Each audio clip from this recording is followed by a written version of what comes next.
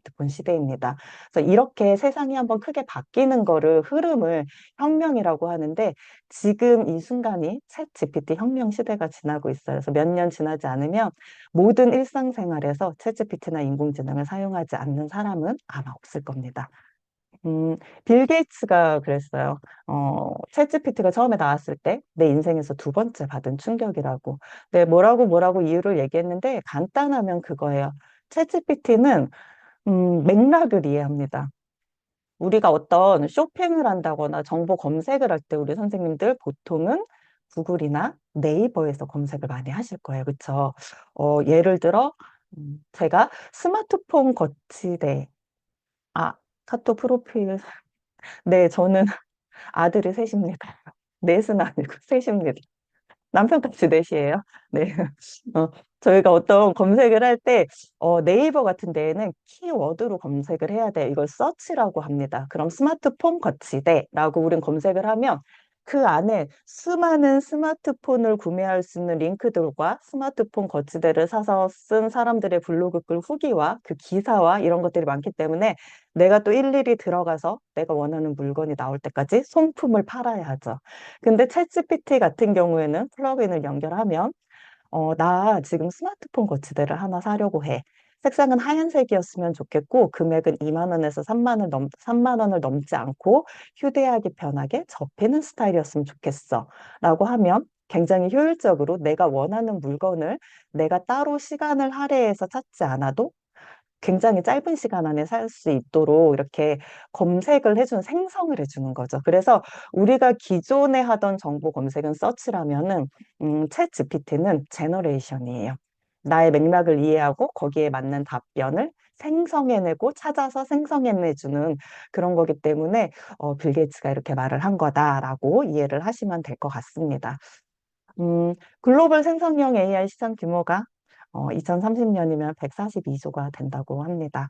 그리고 챗GPT 같은 경우에는 전 세계에서 1억 명이라는 1억이라는 숫자가 사람 수로 하면 굉장히 큰 거예요. 근데 그 1억 명의 사용자를 모으는데 걸린 시간이 단 2달밖에 걸리지 않았어요.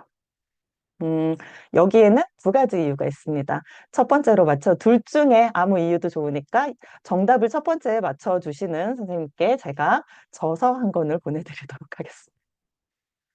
10초만 기다려 보겠습니다. 단시간에 이 많은 사용자를 모을 수 있었던 이유. 두 가지가 있습니다. 어떻게 이렇게 2달이라는 시간 안에 1억 명이라는 가입자를 모을 수가 있었을까요? 챗 GPT가.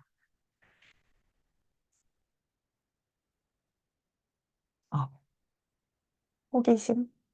호기심보다는 제가 원하는 정답은 아닙니다.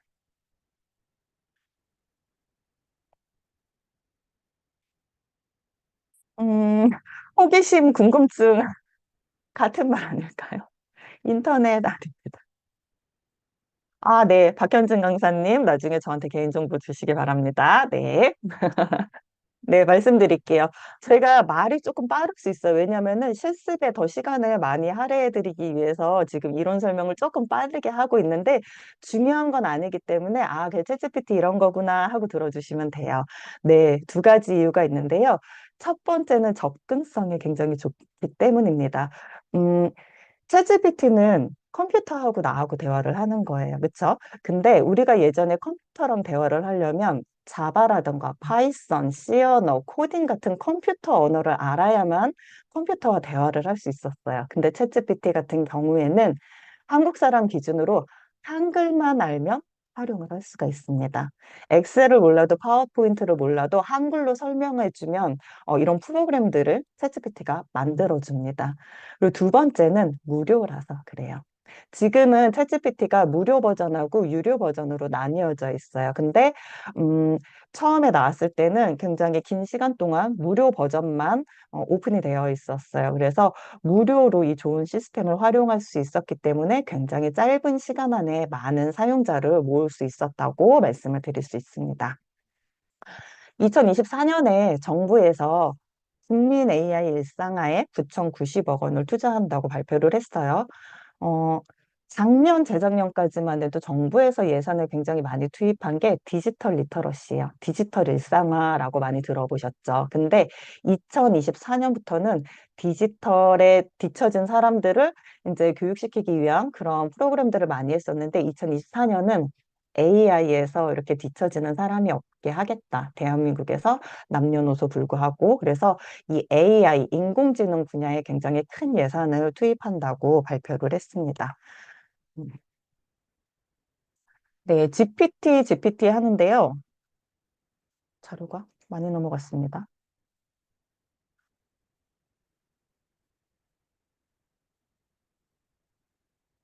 죄송합니다.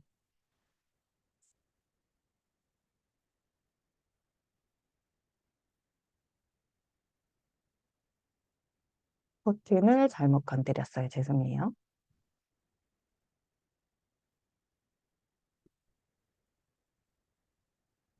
GPT 하는데요. 챗 GPT의 GPT는 쉽게 제가 이거를 어떻게 하면 쉽게 설명을 해드릴까 하고 많이 생각을 했거든요. 근데 이런 예를 드려요.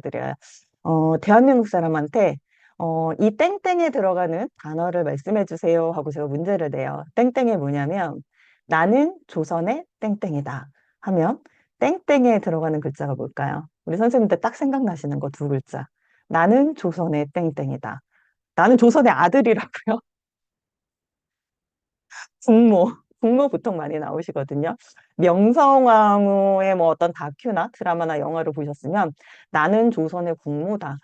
네, 대학생들 상대로 할 때 이런 답변이 많이 나왔거든요. 보통 국모라고 하시는데 나는 조선의 타자다. 나는 조선의 뭐 임금이다. 뭐 이런 거 말씀하시더라고요. 근데 보통은 우리 국모라고 많이 해요. 왜냐면 근데 이 국모라는 게 계산된 건 아니에요. 이 땡땡에 뭐가 들어갈까? 그래서 아, 이래 이래서 국모지가 아니고 국모라는 단어가 그냥 우리는 각인되어 있기 때문에 툭 하고 튀어나온 거거든요. GPT는요, 전 세계 온라인에 돌아다니는 데이터를 학습을 해서 그 데이터를 가지고 그걸 기반으로 해서 내가 무언가 요청했을 때 나한테 답변을 줍니다.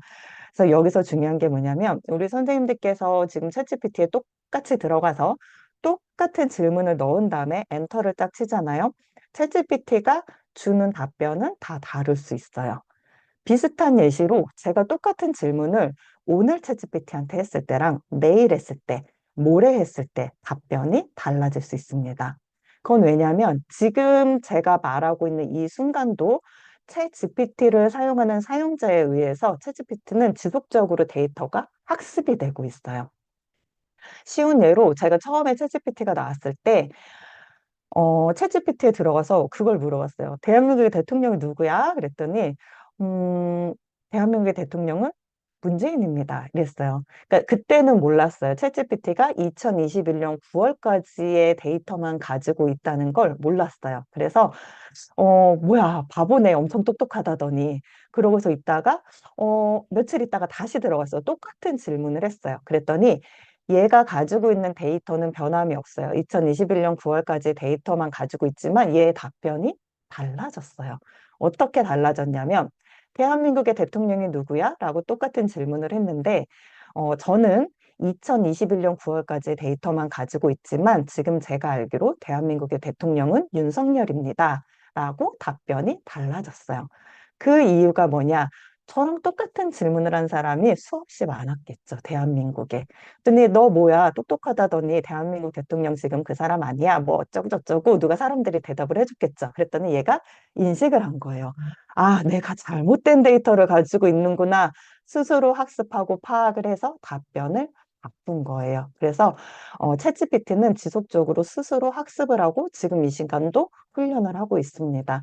그래서 우리 어른들도 마찬가지지만 학생들한테는 이 부분을 조금 강조해서 풀어서 길게 설명을 해요. 왜냐하면 챗GPT를 바르게 사용해야지 우리 모두 좋은 결과물을 얘한테서 얻어낼 수가 있어요. 얘는 모든 데이터를 학습을 하기 때문에 내가 잘못된 지식을 넣어주면 얘가 오염이 됩니다. 그럼 나만 손해를 보는 게 아니고 챗GPT를 사용하는 모든 사람들이 손해를 보게 되겠죠. 그래서 이런 부분을 GPT라고 이해하시면 될 것 같습니다. 지금 화면에 보이시는 부분은요, 현재 챗 GPT와 인공지능으로 할 수 있는 모든 것들입니다. 앞으로 인공지능으로 이런 것들을 할 수 있습니다가 아니고 지금 이 시점에서 할 수 있는 모든 것들이라서 외부의 강의를 다닐 때 이런 걸 가르치러 다닙니다. 근데 제가 다니는 강의는 똑같은 챗GPT 인공지능, 전체적인 제목은 똑같지만 이거를 초중고 학생들한테 교육할 때, 대학 교수들한테 할 때, 대학생들한테 할 때, 공무원한테 할 때, 강사분들한테 할 때, 그리고 뭐 어떤 공기업 직원들한테 할 때는 커리큘럼이 조금 조금씩 달라져요. 왜냐면 이 중에서 필요한 게 다르기 때문이에요. 그래서 현재 나와 있는 인공지능 플랫폼은 수천 개가 되기 때문에 강의 의뢰가 들어오면 그 사람의 필요한 플랫폼을 미리 공부해서 준비해 가서 그걸 알려드리는 편입니다. 여러분들도 배우시면 충분히 할 수 있는 모든 것들입니다. 네. 음, 이거는 미국에서 굉장히 큰 콜로라도 주립 미술 대회에서 1등을 한 작품이에요. 어, 1등을 했을 때 수상자가 미드전이라는 인공지능 플랫폼으로 만들었다고 했더니 심사위원들 사이에 약간의 논란이 있었습니다.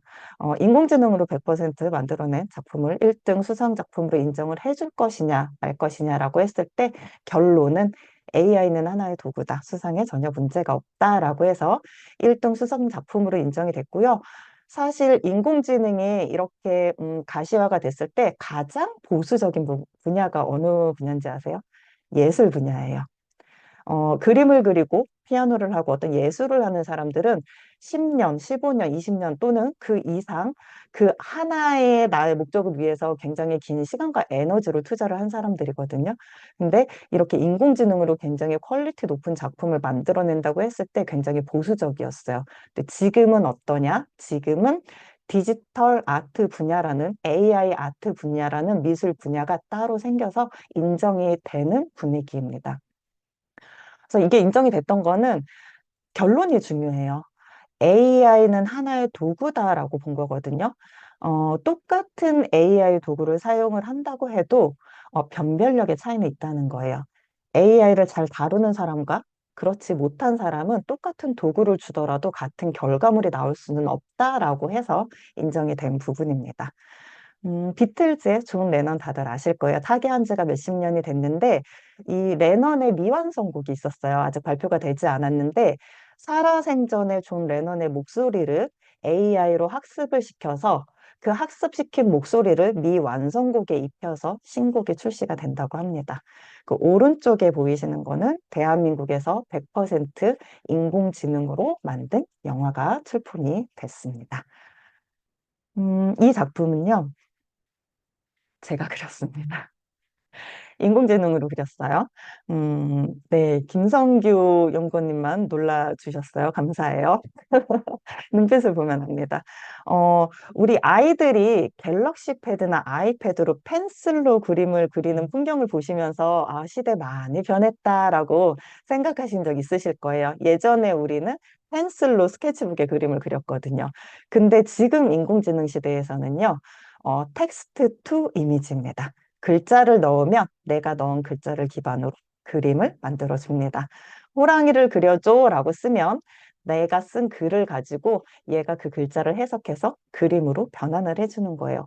숲속에 투명 유리병 안에 있는 예쁜 여우를 그려줘 라고 치면은 그 글자를 기반으로 이미지를 만들어 줍니다.